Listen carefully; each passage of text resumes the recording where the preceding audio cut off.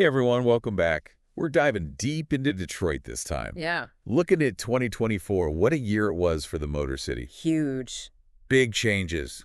Construction, safety, you name it. Really across the board, yeah. We're going to unpack all of it. Absolutely. What happened, why it matters. And what it might mean looking ahead. Exactly. So let's jump right in. Let's do it. I think the skyline's a good place to start. Yeah, can't miss it. That Hudson's Detroit skyscraper. Oh, it's going to be huge. It's the second tallest in the city, right? That's right. But it's not just height. So much more to it. They're putting in everything. Mixed use, they call it. Retail, offices, apartments, even a hotel. Yeah, trying to make it a whole destination. And that kind of development, does it signal something bigger? Oh, absolutely. Shows confidence in the city's future. And speaking of big moves, General Motors. Right, GM's shaking things up. They're leaving the Renson, heading to Hudson's Detroit in 2025. Big change for them. But then it gets even wilder. That's it. GM wants to demolish parts of the Renaissance Center. Yeah, that iconic building, what happens to it? Exactly, it's a landmark. Well, there's this plan, a huge one. Oh, huge. $1.6 billion to redevelop the whole thing. Wow. Turn some office space into apartments, a hotel too. Sounds ambitious. But There's always a but. yeah, it needs public funding. That's the hurdle. So it's not a done deal. Not yet. These projects, they often need both.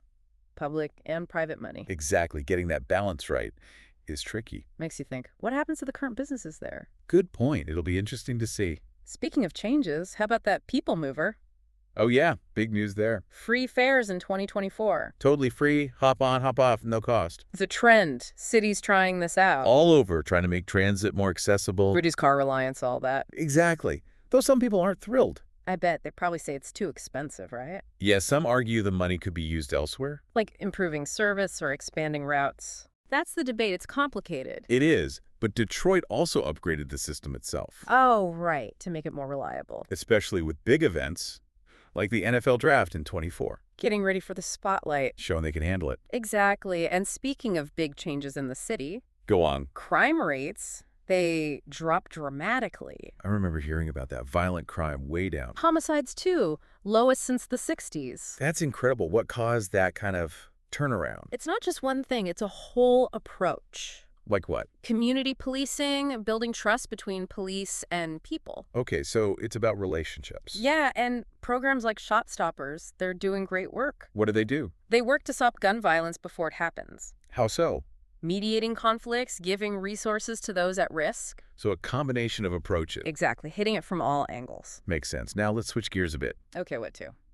Michigan Central Station, remember that place? Oh yeah, used to be abandoned. Eyesore. Now it's a symbol of the city's comeback. It's amazing what Ford did with it. Restoring this huge landmark, turning it into a tech hub. And a cultural center. Pretty impressive. It's more than just a building though, right? Absolutely, it's a statement, changing the story about Detroit. Attracting tech talent, that's a big part of it. Yeah, but also fostering innovation, community, the whole package.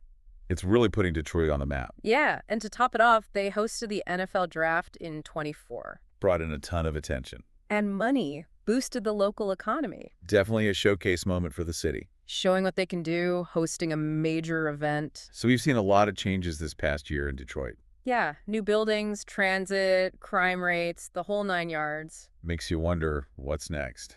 That's the big question, isn't it? Detroit's clearly in transition. Full of potential, but challenges too. It'll be fascinating to see how it all unfolds. And what role people play in shaping its future. Exactly. So thanks for joining us on this deep dive into Detroit's 2024. It's a city with a lot to talk about. A complex past, a dynamic present, and a future full of possibilities. Keep an eye on Detroit. And see what role you might play in its story. It's going to be interesting, that's for sure. Thanks for listening, everyone. See you next time.